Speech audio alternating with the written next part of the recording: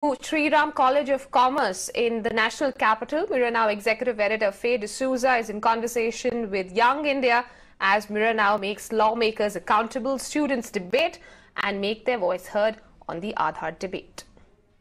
To question, interrogate and find out the details. Yes, why not? Interrogate the journalist. Why not? Shoot the messenger. No, it's not shooting the... Because there was also... First of all, on law, we need to be, on the same side because we are all law-abiding citizens, I assume. The FIR... Gaurav, which law says you interrogate a journalist for a story? Which law? Said the journalist had criminally colluded to leak information, which was not true. If there is an FIR and I give information to the police, then it is my duty to cooperate in the investigation, right? The journalist wasn't cooperating and he was interrogated because of that. No action, no coercive action was taken against the journalist. You cannot ask a journalist. I have to tell you the law. Just let me complete. You cannot ask a journalist to reveal sources or cooperate with an investigation. You cannot. As a citizen, he is duty bound to also share things if they jeopardize the national security. Ethically. It is. Okay, hang on. Let me just.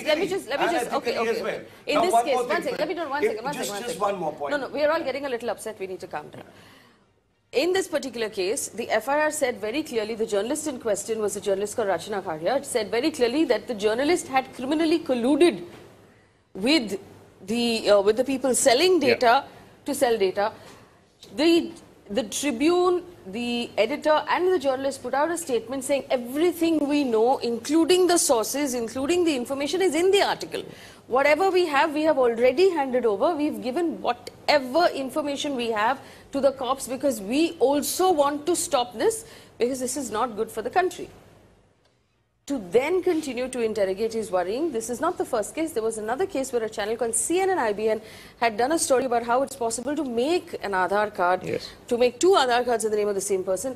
That journalist also had an FIR filed against him. But let's put a pin in. Let's put a pin in that. 30 seconds on this. I'll give you exactly 30 seconds.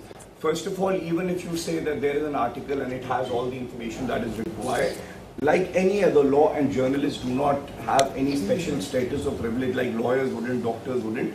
You have to cooperate with the person who is investigating. Second, there are courts. If any provision is misused, and say in this case it was misused, I'm just assuming for the sake of argument, every citizen has the right to go to the court and the court can say that, authority has been misused and those officials will be punished. Government is accountable to the people of the country. Sorry, 30 seconds up. Also, the other point that I want to make is if in case, for example, anyone in this room finds that your Aadhaar data has been leaked, you cannot file an FIR.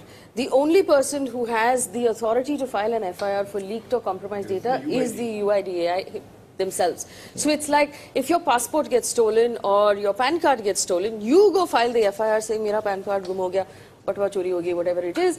But in this particular case, you can't do it.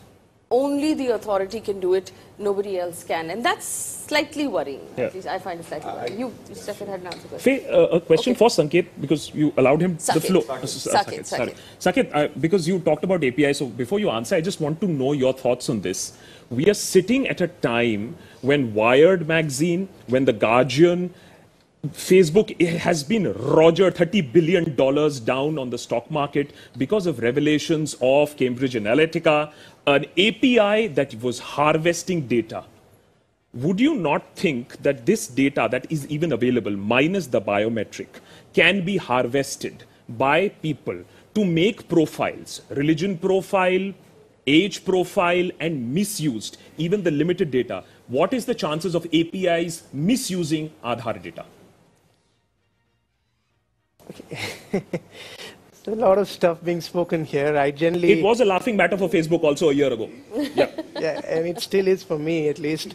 So I think we lost a lot of questions. I think there were some very good questions, Faye, you asked. Okay. I think that was also lost, and I think that's a very valid point that Akash is also. Let me just address that, and because I know after 60 seconds of mine, next 3 minutes I'm not going to be speaking because all the shouting will happen. But very quickly, just This is hardly shouting. You obviously don't watch enough TV. Yeah, I don't have a TV at my place, by the way. So you haven't seen anything. Yeah. Let's start from the reverse. Let's start from the first question on the APIs, right? Can the APIs be used to harvest data? firstly, let's understand how this works.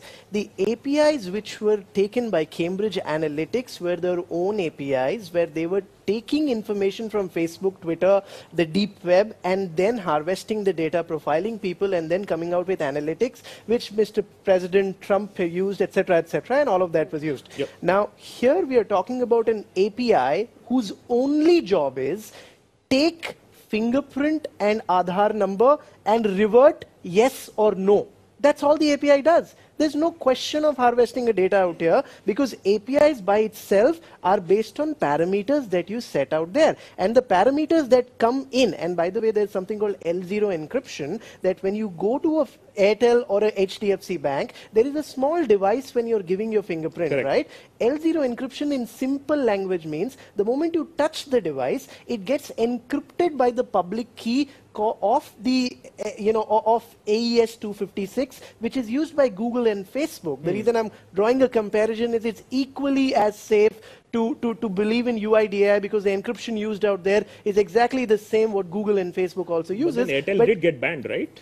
Okay, so these are two completely different things. Let me complete my answer and I'll come to Airtel, because these are very valid points. I'm happy to answer them technically what that means. Coming back to what I was saying, the fingerprint gets encrypted at the device itself. So neither Airtel, neither HDFC or ICICI or Jio or anybody who's in between gets an access to my fingerprint. It gets only decrypted at the UIDAI server at the API. So it goes there and UIDAI comes back saying, yes, this fingerprint belongs to this Aadhaar number, or no, this fingerprint does not belong to Aadhaar number. That's all the API does here. There's no question of data harvesting out here, number one. Secondly, let's talk about the Airtel case which happened.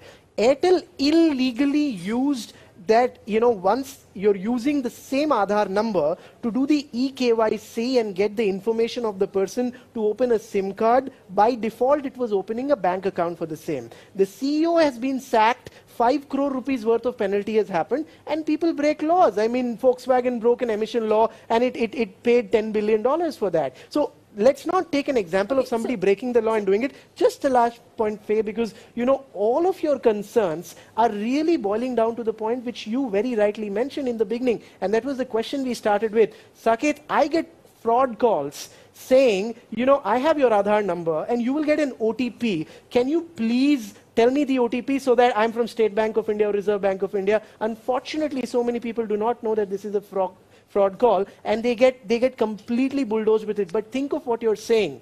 You started the debate with the problem that everybody has, that is, you're getting SMSs to link your bank account and link your SIM card. The problem today is when you get a call, here's the point. The moment you get a call, think of it, you have the number of the fraudster flashing on your screen, and think he has the guts to call you. And he knows he'll end up calling a lot of times a Faye or a Gaurav or a Saket. And if I tell them, look, I know you're doing a fraud call and I will report you to the police, what will be his reaction? Well, that was Mirror Now Executive Editor Faye D'Souza in conversation with Young India, as Mirror Now is making lawmakers accountable, students debate and making their voice heard on the Aadhaar debate.